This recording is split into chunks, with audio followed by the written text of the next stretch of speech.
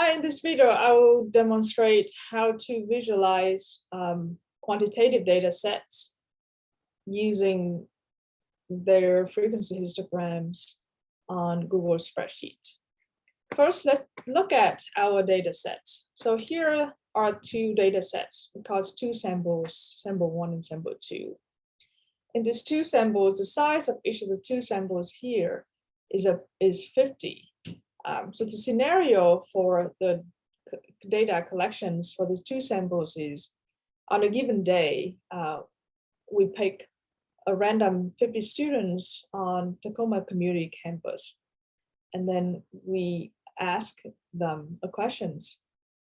Can you estimate the number of miles that you travel, that you have traveled from your place to the campus today? So the scientific questions is, on average, how long would it take, what is the distance, the travel distance of UW-Tacoma students on average every day. So then each of the data points here on these two samples are the responses from these 50 students from sample 1 and the 50 students from sample 2. Okay. Then from the data set, you can calculate a lot of statistics for the two samples. Let's say the 5 summary number, mean, first quartile, third quartile, max, and the median. Also, you can calculate the mean, the variance, and the standard deviation. You can also identify or detect outliers for each of the data sets using our formula to get the lower bound, upper bound, right? All right, but in this video, we just focus on how to create frequency histograms for these two samples. Let's look at the first sample, number 1. And the first thing, again, remember that when you try to create a histogram, you always want to think about the number of classes that you want to create. Depending on the size of the samples, the number of classes can range from 5 to 15 classes. So you don't want to have too many classes because you want to spread out your data sets too much, or you don't want to have too few of the number of classes because you don't want to lumps them together in just a few classes. So let's say I pick 5 classes, and I can, from the number of classes, I can calculate the class width, which is the difference between the lower bounds and the upper bound of the two consecutive classes. Using the formula, the difference of the max and the mean, and divided by the number of classes. All right. Now let's look at, let's create a histogram. It's very simple. First, you select the data set, and you click Insert, Chart. And here we go. Automatically, the program will create a histogram for you. And the number of classes will, it depends on your class size. It will think about the number of classes. So in this case, you have a histogram of 1, 2, 3, 4, 5, 6, 7. 7 classes, and you see that usually they pick 5 to 9 classes for a small data set. 7 is a good number. And you can see that the class width here could be from 0 to 17.86, and you click on each of the class. There's a value. There should be a value here, right? All right. So let's look at the chart style. Everything looks good. Set up. Everything's fine. You go to custom. Then you go to histogram. Here, when you look at this bucket size, which is the range, right, which is the width of each of the class. So they call this of each of this is a bucket, and the size of the bucket is the width, right? The class width. You can see the class width here is about 17 point 17.86, A5, 17.85 is the size of each of the class here. And if you change the bucket size to the class width that we wish to have, which is 23, and we round it up to 24, see what happens. Customize histogram 24. So if this 24 is a class width, then you see that, oh, how come there's 1, 2, 3, 4, 5, and 6 buckets instead of only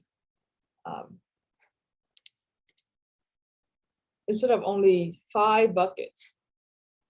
So 0, 24, 28, 72, 96, 120, and you always have like one count here, up here. And then you want to go back to, the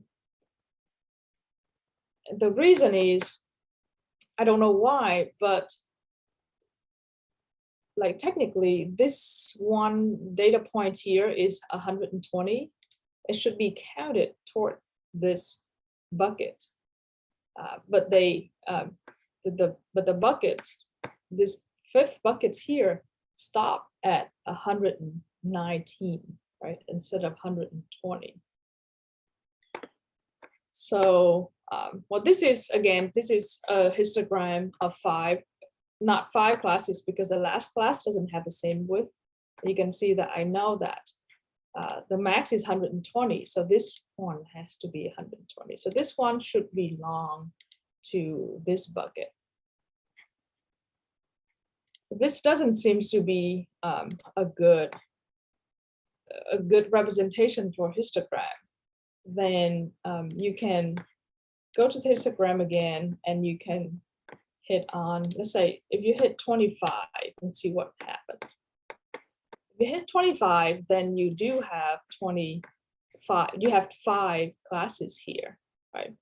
I noodle the class width a little, and then you have 5 classes, exactly what you want.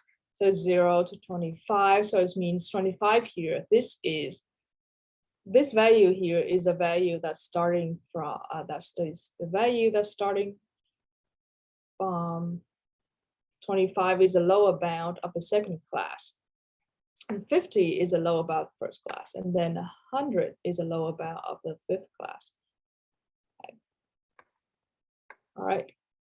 So if you're using Google Spreadsheet, you want to create the exact numbers of classes that you desire. Maybe you will have to like adjust the class width 1 or 2 units, so then you have a desired number of classes. Let's say we change to 7. If you change to 7, then you can see that the class width change, right? And then you can change class width again to customize histogram 16, 17. See what happened. 17 there again, you can see that there's 1, 2, 3, 4, 7, and then you always have like 1. The last class is weird, right? 119 to 120, which just doesn't give us the right class width for the class. So this one should have counted towards this this class. So in order to avoid this, maybe you would try that trick again. We will increase the bucket size up to another point to 18. To this point, you have exact 7 classes as you wish. So this is the histogram of the first sample. Let's see. You can do a lot more. You can change the title. So the chart title, histogram of sample number 1, let's say hierarchical histogram. Say UW Tacoma students travel distance, right?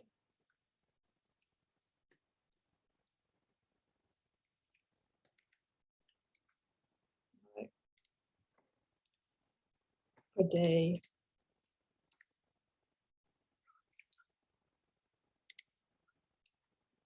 Okay. That could be the main main title. You can have the subtitle. You can put it sample number 1, for example, right? Okay. And for the horizontal axis, you can have sample number 1 looks good to me. Vertical axis title could be the frequency, right?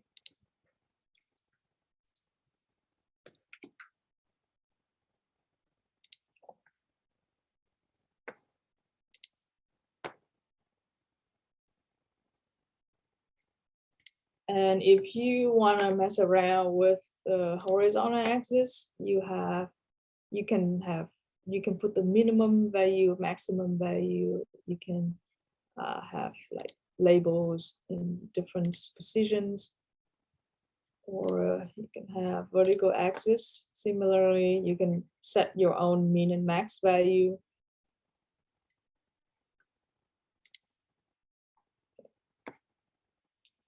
These are like some main details that you want to pay attention to whenever you're creating a histogram for a quantitative data set. All right, so this is for the first sample. But for the second sample, similarly, you just pick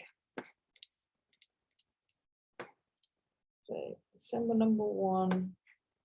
If I'm doing for sample 2, then I have to change this to HA. Everything goes from A, same at 24. So because you have different data sets, so you have different max and min, so you have to change those values accordingly. Again, just pick up this